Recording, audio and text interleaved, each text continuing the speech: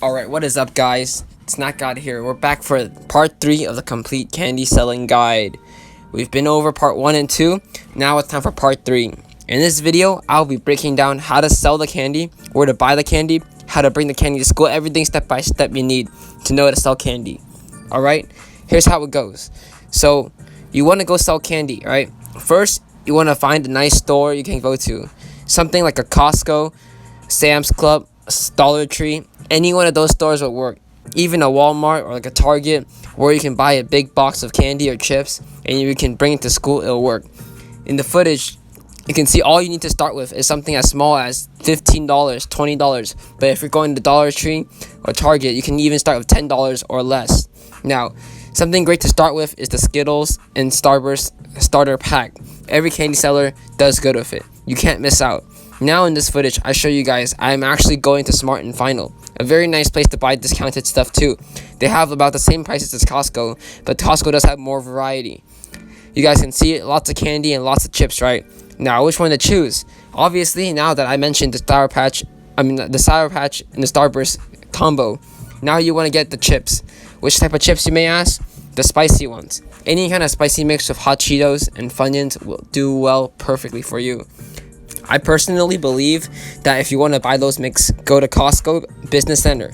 They have the best type of hot Cheeto mix with hot Fritos and hot Funyuns, and both flavors of the hot Cheetos, one that is lime and one that isn't. Now, you may be asking, okay, now that I bought the chips, I bought the candy, what am I missing next? Now, finally, you want the drinks. The drinks are very important because the weather affects how many sales you get with the drinks. When you want to buy soda, you want to make sure you keep them cool for the hot days, and you don't want to keep them warm when it's hot either. So you want to keep them cold for the cold days, and then when it's hot, people will want it even more.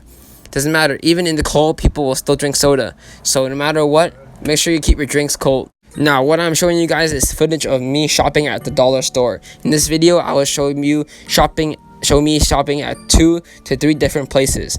You guys already saw Costco and Smart and Final. Now we're at the dollar store. A very nice variety, but obviously the smaller the stores, the smaller variety still. Alright, Costco will have more than Smart and Final. Smart and Final will have more than the Dollar Tree. This is a little bag I bring with me whenever I buy stuff there. I was trying out my membership, but I'll get into that in the future video. This is now teaching you how to sell candy. So here I am. I'm approaching people in the cafeteria. You brought your snacks, you bring them to school. Now, how are you going to get started? You're going to find people you know already, your friends, and people that you talk to on a daily basis.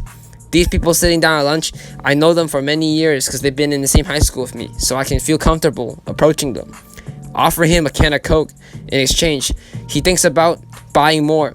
Now, what I do is I make connections. Once he buys from me one time, he will remember me and he can come back and buy again. So there's $1. Then think about it. Since he just saw his friend buying from me, the guy is now interested in buying one from me too because he thinks, oh, he's selling drinks. I want like a drink. It's a good deal. Now, trust me, if you think this is really hard, it's not. Just put your things at the right prices and put your mind to the right place, and it should be easy. Now, before you do any of this, you do need to bring it to school, and I'm going to show you how to bring it, alright? So, the soda, to keep it cool, I highly recommend you put it in your fridge overnight. That way, in the morning, it stays ice cold, and it will last until lunchtime, which is when everyone is thirsty and hungry.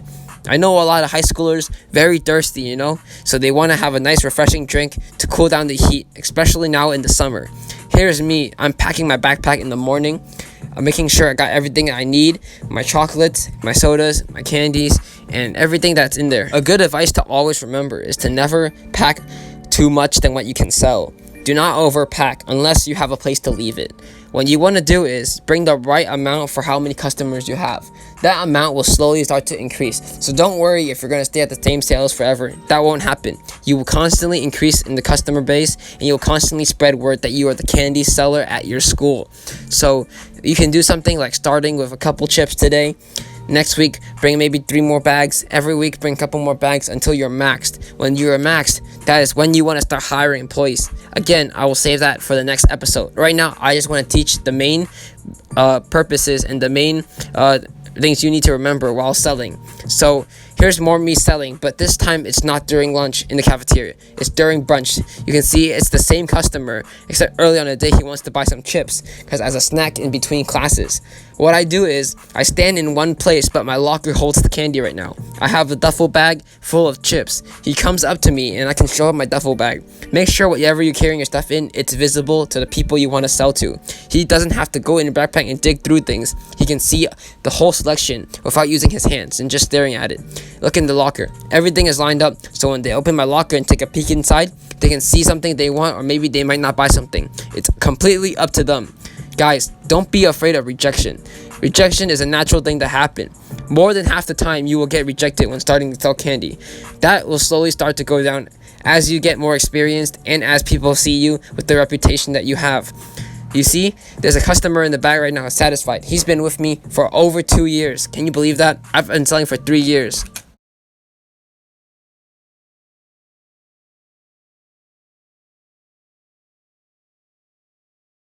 Most importantly, after the end of the day, you want to make sure you manage your money. Count your money to see how much you make each day. Keep track of what you made and keep track of what you brought as change. At the end, you can make a lot of money. After a couple years of selling, these are all my receipts. You can see they are all a couple $100s each, adding up to being many thousands. A lot of money to some people. And this is why you exactly need to save and manage your money. Without putting back the money you originally started with into your next restock, you will not make more profit, and you will slowly start to go down and down on your numbers. Just take a look. This is a big flex to somebody who doesn't know your business is serious. I hope you guys do enjoy the video. Please leave a like and subscribe if you did.